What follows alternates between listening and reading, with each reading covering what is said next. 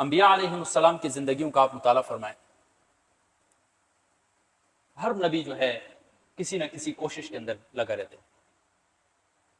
حضرت آدم علیہ السلام کھیتی باڑی کیا کرتے تھے.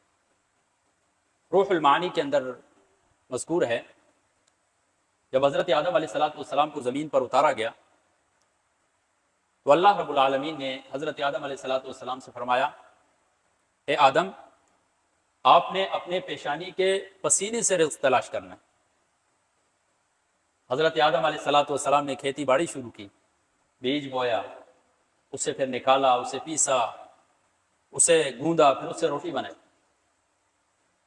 ایک اور جگہ ارشاد فرمایا، فیہا تحیون و فیہا تموتون، اسی زمین کے ذریعے تم زندہ رہو گے اور اسی میں مرنا ہے. اس کے ذریعے زندہ کیسے رہو گے؟ مفسرین لکھتے ہیں اس زمین میں کوشش کرو گے اور اپنا رزق تلاش کرو گے تاکہ انسان زندہ رہ سکے. فیہا تحیون و فیہا تموتون،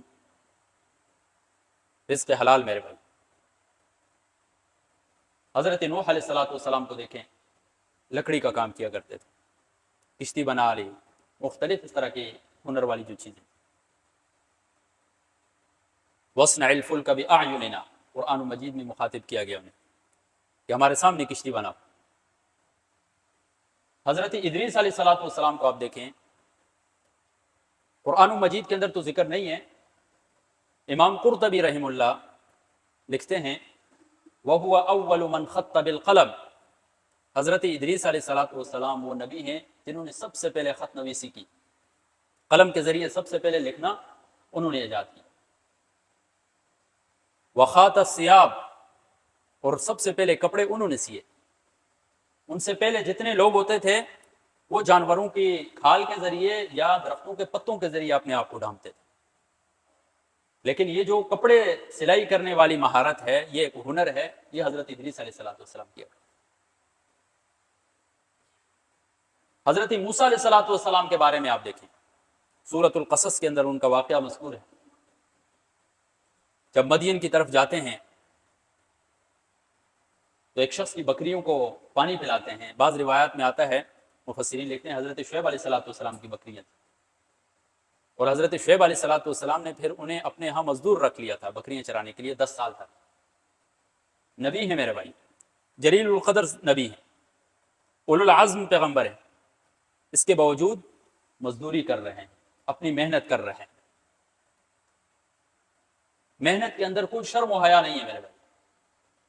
رسول اللہ صلی اللہ علیہ وسلم نے فرمایا، بخاری شریف کی روایت ہے، لَأَن يَأْخُذَ أَحَدُكُمْ حَبْلَهُ فَيَأْتِي بِحُزْمَةِ الْحَطَبِ عَلَى ظَهْرِهِ، کوئی شخص ایک رسی لے، جنگل میں جا کر لکڑیاں باندھے اور اسے اپنی گردن پیٹھ پر اٹھا کر لے آئے، فَيَبِيعَهَا، اسے بیچ دے، فَيُكَفَّ اللَّهُ بِهَا وَجْهَهُ، اللہ تبارک و تعالیٰ اس کے ذریعے اس کے چہرے کو بچائے، یعنی اس کی عزت، اس کی آبرو کو بچائے.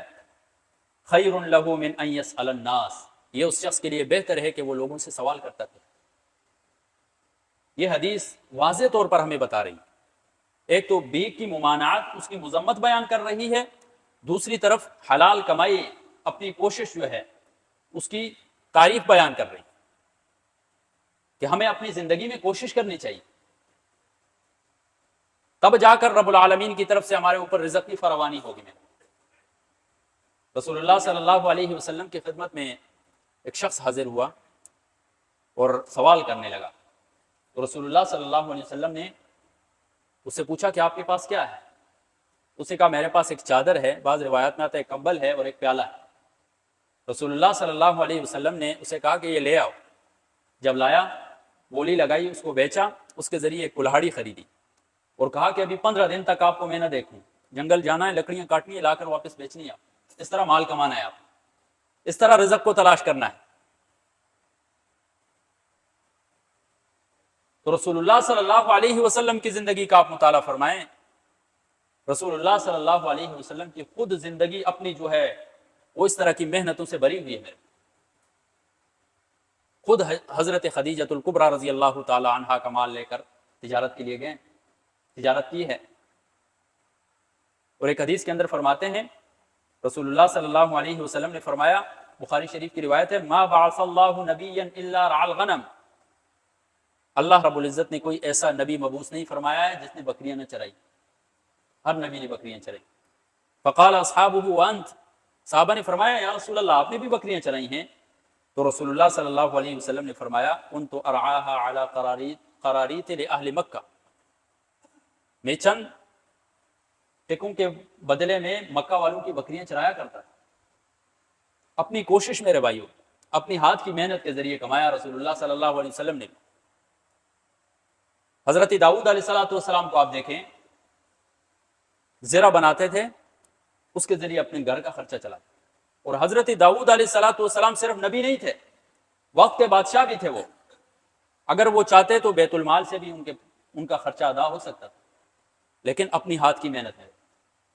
رب العالمین فرماتے ہیں وَعَلَّمْنَاهُ صَنْعَةَ لَبُوسٍ لَكُمْ، ہم نے جنگی لباس کی صنعت جو تیاری کا عمل تھا وہ اسے ہم نے سکھایا.